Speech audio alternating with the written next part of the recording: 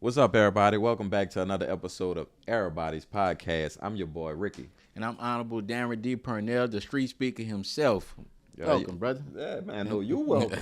You welcome. Man, it's an honor, man. Look, It's an honor. I wanted to, first let y'all know that we have a new host in the building, and y'all already heard the man's name. He's the Honorable Daren Parnell, and we about to turn this show up, a whole different notch.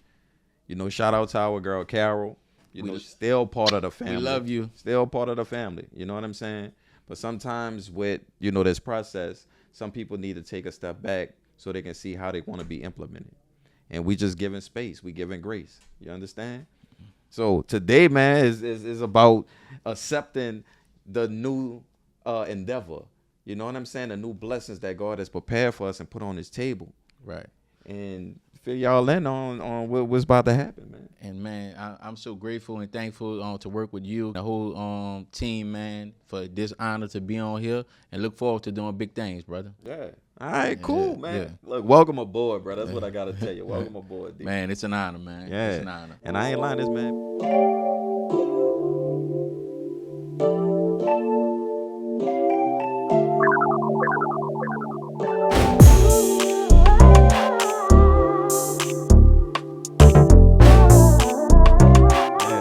And I ain't lying, this man he been making some implementations. I know y'all been seeing some of this marketing and stuff. Yeah. You don't get to this level of excitement when you just doing things on your own.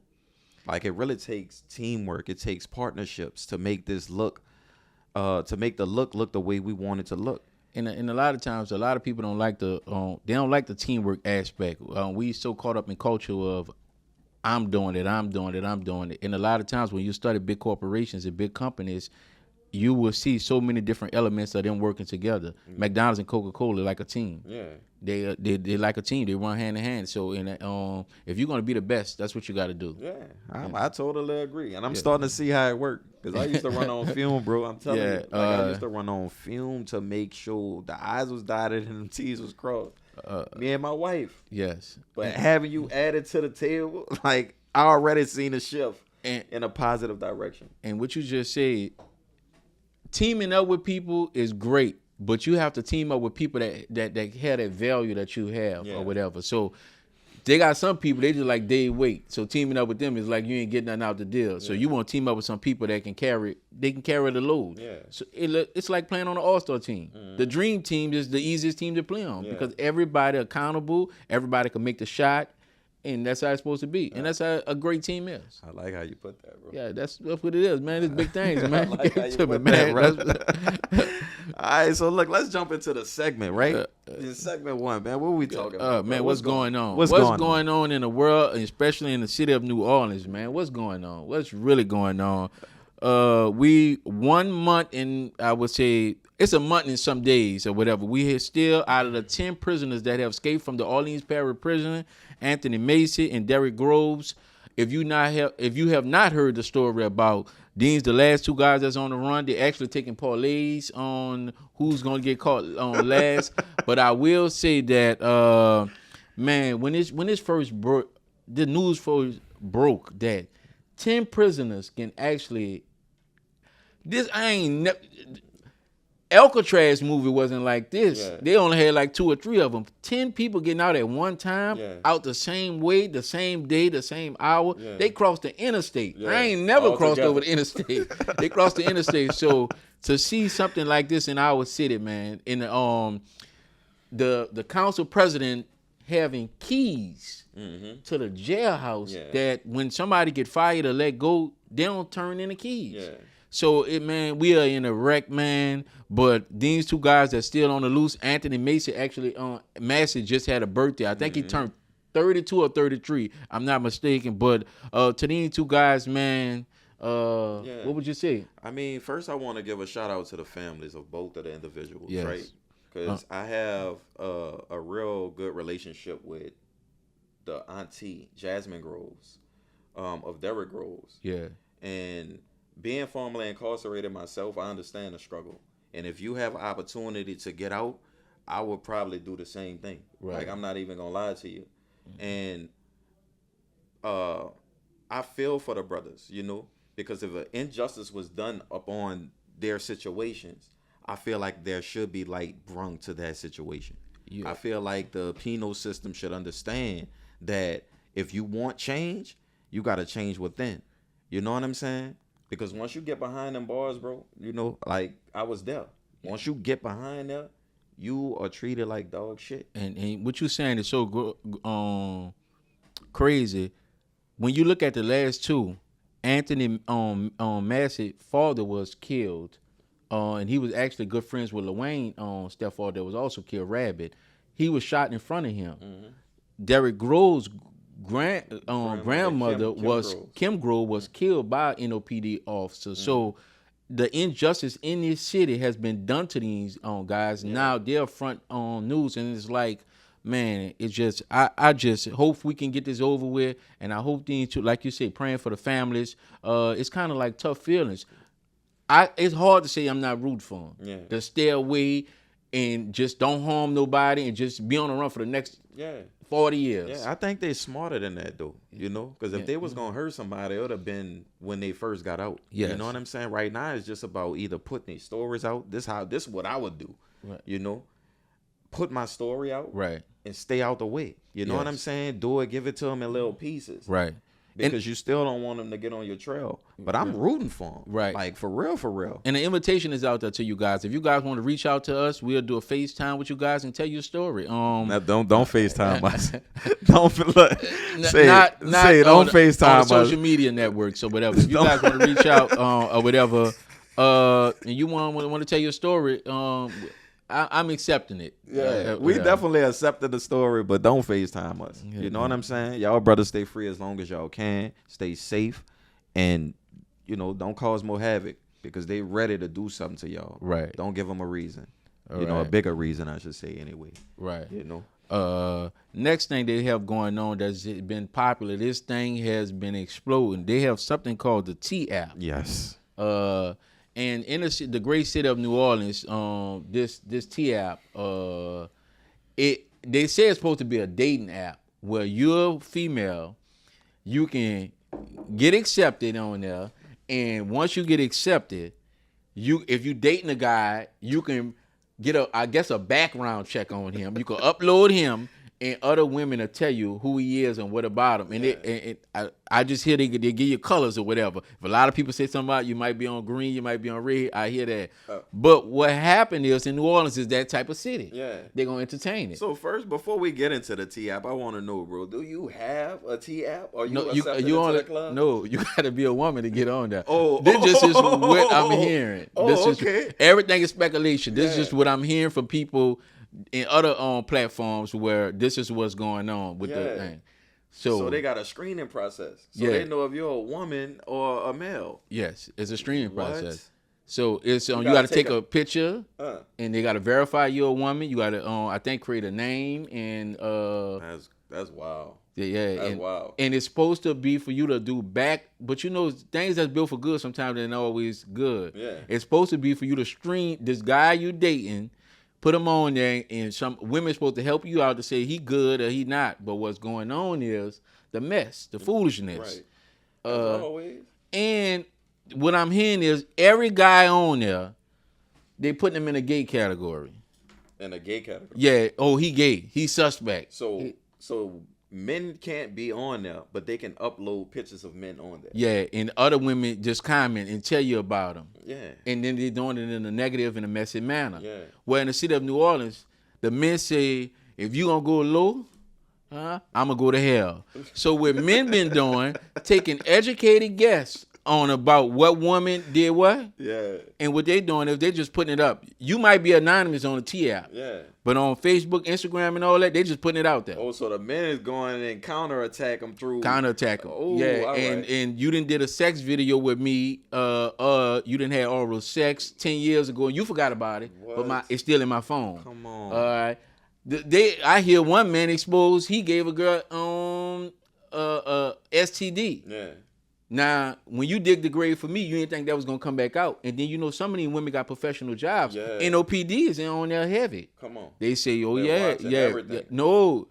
They got workers for NOPD, soldiers and captains that have been messing around with each other. They've been on the T-app. Okay. Yeah, okay. so it's been this then turned from a platform to connect to a platform where they people trapping themselves. Yeah, and the disconnect. All the dirty lines are coming out. And then when you trying to be messing, you're a principal, you're RN, you got one of those jobs. Yeah. And now the news come out about what you did. Yeah. And as my grandma used to say, if you dig one grave, you better dig another one. Yeah, so backfire. It backfire on them. And a lot of women, it's backfiring. That's crazy. Yeah. So that still ties into like social media and, you know, I was looking at a story. I don't know if you heard about the lady, Duchess Dior. Yeah. Where she was unalived on a streaming source of some sort. I don't know. Yeah.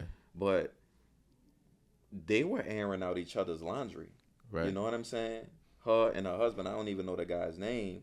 And it's kind of similar to what this T-app created. Right. You know what I'm saying? Right. But I guess it's supposed to be a safe space to make that happen. Right. But it just shows you how messy things get. And I used to when I was in church one time, I heard somebody they was telling a story and they said we quick to judge. They said, but if I take a projector and put all the stuff about you up on the wall, you'll duck down and hide and get out of here.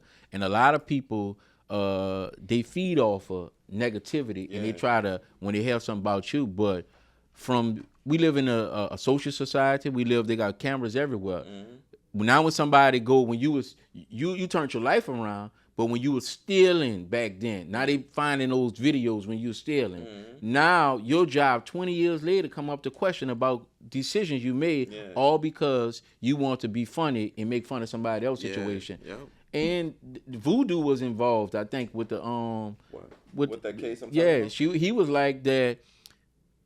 The family was he was broke with no money because they were speaking against his. I guess her family was doing something voodoo towards him or whatever. But we have to be responsible with these apps. These apps is created for us to share information. And we are in the information age. Yeah. Right now, we know what's going on in Chicago, New York, and different things that we won't be able to know. And that's on the positive side or whatever. But when it's on the negative side, it can be life ending. Because we seen it. Like we seen it. We ain't get the full story because it's not aired, but you can obviously tell that emotions were flared on both ends. But at what point do we stop? Allowing social media to see everything that goes on within our life. And then that's a moment we supposed to sit down and discuss the argument or the disagreement that we going through. And that's the generation because when grandmother and our mothers was coming up, they was able the embarrassing moment was heard about, but it wasn't actually shown. Yeah. And I say this, that when I was in school one time, a young lady, she took a number 2 on herself. 2 people in back of the line saw it. The janitor, never forget this day, he hurried up and ran and took a bag and he covered her. Mm-hmm. The rest of the people, we heard about it, but you ain't seen it. Right. So it's easy to get over that little embarrassment moment. But now, imagine you in the 6th grade and somebody take a camera out, the most embarrassing thing to you, and now it's all over social media. Yeah. And now you become famous for something that was an accident. Yeah. So we have to be careful with the fights and everything that we looking to embarrass people just for, as they want to call it, clout. Yeah, clout. Troll. Yeah. And when you do things like that, it's just, man, it's heartbreaking. Young lady, and then they had kids. Yeah, and then they had kids. That was my point. Like y'all left. He killed himself. He killed her, and y'all left behind broken souls. You know what I'm saying? Like these kids gonna have forever trauma. Yeah. Forever trauma. But that's what social media is creating, even for the stable mind. Like we all, for people who stable, we still go through some type of identity crisis, I'm gonna say. Right. And social media either aids that in the worst or the best way. Sometimes for our egos or our self-esteem. Right. It amplifies everything. It amplifies everything. Yeah. So like I say, in a good way, if something good was to happen, we able to. You seen the kid from Burger King? He graduated. He actually, they called him in, or he stopped by Burger King. Mm-hmm. and he was working there. So he still had his graduation hat on helping. Somebody seen it, videotaped him. They go viral. They raised over $200,000 for this kid. Now that's on a positive. Right. We like to see stuff like that. But on the negative, we know it's way more on impactful. It hurt families or whatever. So we have to do better on with the apps on everybody. We have to do. I agree, D. Yeah, I agree. So next, man, what's going on? We have the legend himself. He made the announcement. We're so proud of our own Master P, New Orleans living legend. Bust him up. Yeah. Master P has announced that on this Essence Fest that he's retiring from that. He take over the athletic department at UNO. That's University of New Orleans, Louisiana. But I had an honor with his brother. This is how far back I go with him. Master P. Father, Mr. Miller, was the janitor at Johnson C. Locke in my elementary school. So all P CDs I used to get, and I was one of his favorite. He used to give me all of them. Yeah. So coming full circle, I was able to give Master P, and along with Councilman Freddie King, his proclamation and key to the city. I'm right there. Come on. So now the brother retiring, he got a day. He's the ambassador of the entertainment for New Orleans. This brother brought the stars, the Walk of Fame to the city of New Orleans, and he's New Orleans' own. He have never turned his back on the city, and he represents the city well. Yeah. So hopefully Essence Fest, I want to catch that. We gonna go catch that concert. If nothing else, we gonna catch that brother on his last thing. OP, I need them backstage passes. You already know. Yeah. All right. I hope you get the key. That's the least I can do. But I always tell people, Master P quotes, you can always quote him. He always say, product outweigh talent. Yeah. That's the direction we are going in. And he a great brother. And when you look at his story, $10,000 of life insurance turned this man into work over $400 million. So it wasn't the music. That's how he got started. His grandfather walked to the hospital and he passed away at Charity Hospital. And the insurance policy that he had, that's why life insurance is so important. Was Master P cut $10,000. He took $10,000. He went to California. He opened up his record store. The rest is history. Yeah, $100 million. And he's, man, if you got to know the P story. Yeah. To pay Michael Jackson lawyer $20,000 to get a meeting with this man, and he told him the best deal you can get is a distribution deal. It's gonna be 85 on 15. So Master P was the first one to get that deal. The rest of the labor, the country looked like they had money. Yeah. Everybody, Snoop Dogg will tell you, the first one that started getting money is P. He was getting 85% of the deal. Yeah. The company was getting 15%. That's huge. So, I mean, he leaving the music business.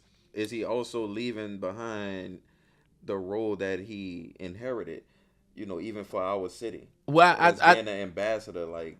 I would say this. I think he's not going to host another show where he's the headline. I think if somebody called him and he in Houston and Bum B didn't want him to just get on stage, I think he's still, because that's what he's known for. He might get on there and do another couple of songs before I think he say he's retiring he's not going to come out with no new music, and he's not going to give the headline because he always do his birthday bash. Yeah. So I think he going to take the role serious as a thing, because now with the NIL, you got to go get players. Yeah. So now he going to take that serious. And I hope he turn UNO around and they start getting some good players. Yeah, man, I agree. Shout out to P, man. Shout out to P, man. You've been good to us. Yep. Another thing, man. What's going on, bro? It's the NBA Finals, man. It's here. It is here. It's here. It's last game. Shit, I got one more parlay to put in. Yeah, I just need a rebound. You heard me? You hit on any other parlays for this finals? No, man. I was off a couple rebounds, bro. It's crazy to me. Everybody that have a parlay or something out there, they always missing one point or whatever. Yeah. It's like everybody chasing that one. Yeah, because there's so many players that that's kind of you could pick from, that you could pick select. And the stats are almost the same for everything. I feel like the game is rigged, not because they know that the bets, it's all about the money. It's not about the scoreboard or nothing. It's they could get the biggest wages or the largest wages from. Right. That's what I started to see with the algorithm of FanDuel, on which I played. You know what I'm saying? Like, you could be, like you say, a half a point they give you like a point and a half, like half a point. Right. Meaning that you still need a whole point to cover that half a point. Right. Because ain't no such thing as a half. Right. You know what I'm saying? Right. Next thing you know, your player going to get a whole technical. And they put him out of the game.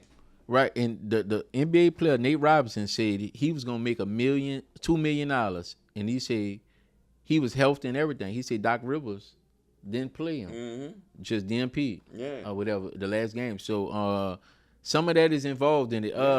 I always say this when I bet on anything.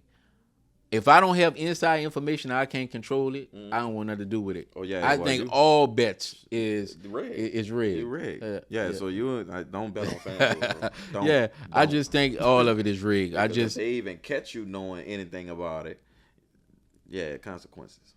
Yeah, there's consequences to that. Yeah, you know? You got somebody for the finals? If anything, like I said, I'm not really a basketball fan, but I go with Shai Gilgeous.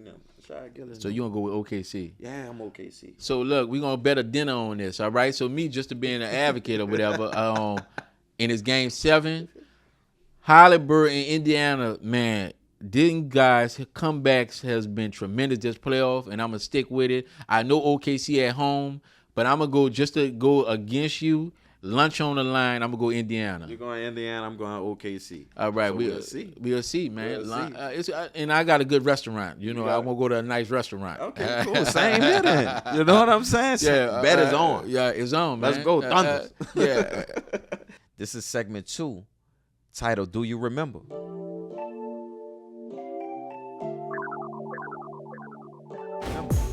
Do you remember, man? How far you want us to go back? You do remember what? Oh, we're in the eras right now. We taking it back. You remember Party Line? Oh man, if you wasn't on the Party Line, man, I mean that's. I had girlfriends that was in different. I never seen them. Yeah. I wish I can they could pull up your profile for way back then, and you could see how some of those people. On the phone, they sounded cute. Yeah. I ain't gonna lie. I probably was talking to. They probably ain't look like that. Yeah. But man, my phone used to be ringing. Man, I had so many girlfriends on the Party Line. Man, that was the place you tap in for real. Yeah, you know? and it took me citywide. Trust me, I had girlfriends across the river. I ain't never been across the river. Yeah. It was beyond citywide. Yeah. Like if you tapped in on that hotline, because it was a number you had to call in. Yeah, a lot of people don't know that. See, the younger generation they don't. It was pure back then. You had one phone in your house, and if somebody in the back picked the phone up, they could listen to your whole conversation. But this is the thing. I met this young lady, and I got her to mail me some pictures or whatever. And she went to one of the good schools. She used to have a maid. When I used to call, they used to have a maid answer the phone or whatever and put on the phone. I came and remember who this young lady is or whatever. Yeah. That was the days, man. If you was on a Party Line, man. Party Line was the days, man. I have met a lot of people, you know, in person, and you know, just anonymously on the Party Line, and the conversations was always next level, you know, because you'll never know what type of conversation or situation you're gonna get yourself into, you know. And it's so crazy that you could be that comfortable with people like we didn't know. Yeah, you didn't know at all, right. And then you meet all those different people or whatever. So that was the good days or whatever. Yeah, but also you had to still keep yourself semi-anonymous because it was crazy stuff going on back then too in our era. You know what I'm saying? Right. It wasn't a safe space to go to, you know, because it was like a sneaky link. Everybody on there was being sneaky. You know, I was on there when Cash Money was out, so I was telling them I know Baby. I knew Cash Money. I was telling them anything or whatever. Man, I was saying anything. You could have been who you wanted to be. Oh, yeah, man. Oh, Cash Money was stunned too hard. I was not going to miss it. Yeah. So, and just to follow up after the Party Line, what year did the rapper Juvenile declare that he was taking over? You serious, bro? Some people don't know that. I just want to know what year that Juvenile put it on record that he was taking over. For the 99 and the 2000. Man. Shout out to Juve, man. Man, Juve, you had to be alive. My favorite hot boy, bro. Well, BG mine. But if you was alive when 400 degrees touched the city of New Orleans, from the beginning to the end, everybody in New Orleans knew all the songs. Yeah, lyric for lyric. And I'm still mad with Cash Money because Cash Money is the reason why my neck was turning green, my wrist was turning green. All the jewelry. All the jewelry. But I was on Canal Street. Bro. I had watches with number diamonds up in there. Whatever. I was signed with Birdman. Yeah. You know, that was the thing too. Like, they really created this image that everybody really looked up to, bro. Man, you know what I'm saying? And if you was able to get your hand on some of that fake jewelry, you were rocking it, and you were turning green. You were turning blue. My mom would say, that's when I got introduced to Neil Sperm, and he had another cream I used to put on my neck. Mom would say, what the hell going on, or whatever. My neck was turning green. I said, I'm going to have to leave Cash Money alone. I'm going to have to leave Baby alone. And Baby, you know, he overdo it, all the rings, and then he got the bigger chain, and then jewelry with the diamonds. Yeah.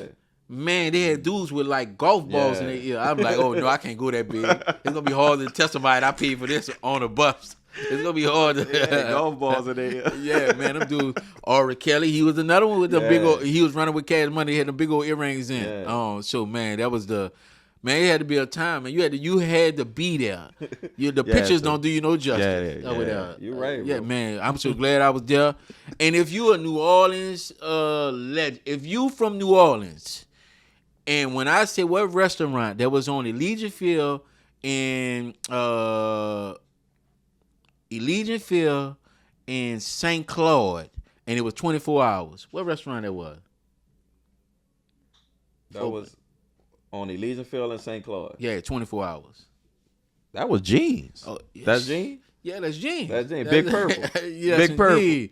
Man.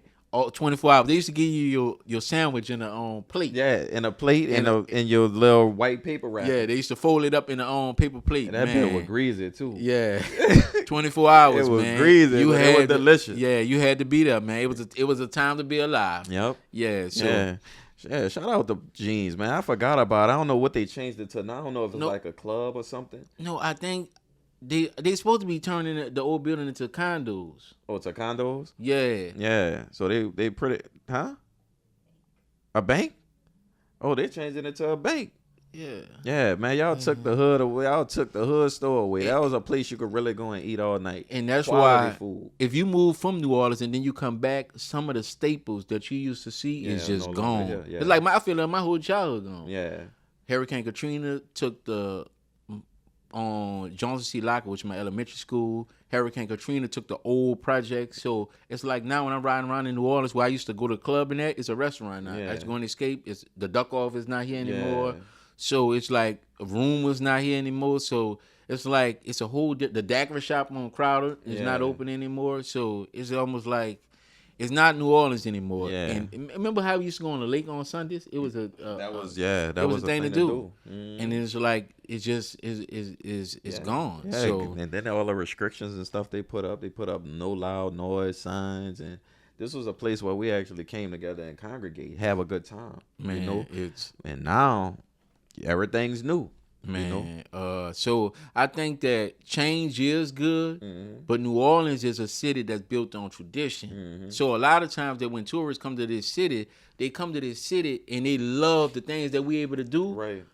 But they starting to strip us from those things and they start to limit us. So it's not as fun as it used to be. Yeah, not if you a resident of the city. Yeah. But when you're a tourist and you coming in, like you get to drink all day.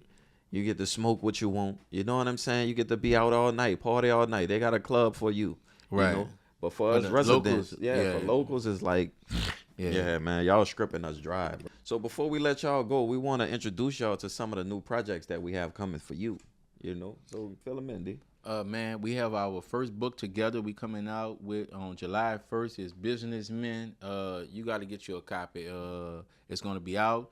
We only have a book signing. It's going to be in July, but it will be available on Amazon July 1st, Businessmen. My brother great with nonprofits or whatever, and I'm good with just business. So we did a collaboration book. You'll be able to learn about the nonprofit side. You'll be learning about the business side. But just because we're a nonprofit, that doesn't mean we for sale. Right. So we clearly with that. So, and I think it's a great book for entrepreneurs. You need both sides. every business guy that you studying, they have a nonprofit and they have a business. So we show you how to go about structuring that in a proper way. And it's a great entrepreneur book. This is one of the books that you're going to be talking about for a long time. You need it in your collection. Yeah. I mean, and that's for startups and people who are already seasoned in business, you know. Make sure y'all copy. It's coming out real soon. What we say? What's the drop date? July 1st. July 1st it'll be on there, and you will see it, of course, on billboards also. We'll be on billboards, but also outside of the book, we have another project that we have, and it's going to come in. Both of us coffee drinkers, so why not? Why not? So now we will have our own coffee, Erabody coffee. So that will be available on also, and we moving. Yeah, and also we got services that we offer also to our guests. You know, outside of being a podcast personality and host, we also offer services such as billboards and other marketing materials to bring your brand to the next level. So if you need anything marketing, literally anything, from printing to creative content, we here for you. And I think it's one of the things that when we decide to come together as partners, this is some of the things that we're going to bring forward to us, and you're going to see us move at a faster pace. So if you don't like the pace that you're at now, you want to boost yourself up, do not hesitate. Like we say, teamwork and partnerships, man, we in for it, we come for it, and we ready for it. So whatever y'all have available, come ready. Yeah, come ready. You know, the best investment you can make is the investment in yourself. And when you don't make that investment, man, you in bad shape. Yeah. You in bad shape. Yep. So you excited about your first book? Man, I'm real excited. You know? Bro, you rubbing off on me in ways I didn't even know I could be rubbed off on, bro. Yeah, so and no homo for the T app. You understand me? But yeah, bro, I really appreciate the level of expertise that you bring to the table, you know, and helping me groom myself into this business person that I always was inspired to be and become, bro. And then, I really appreciate that go back to our legend. When P say products outweigh talent, yes, we won't have the best podcast in the world, and we want to get information out there to you guys, but also if we not on a podcast and it's not generating anything, why not be doing a book signing? Why not have the books available? Because it's so much knowledge that I have gained from this brother. So why not put it available for you guys to get it or whatever? So I'm like this. How can somebody in California support me and you? How can they? Mm-hmm. Outside of listen to the podcast, now they get to get a piece of our mind. Now we have a book that they can buy. Something tangible. So, something tangible. They can put it in their hands. So that's Master P. Product outweigh talent, and product don't talk back. So that's how we rolling. You heard it. Well, that wraps up this episode. I'm your boy, Ricky. And I'm Honorable Daren D. Parnell, the street speaker himself. And we out. Peace.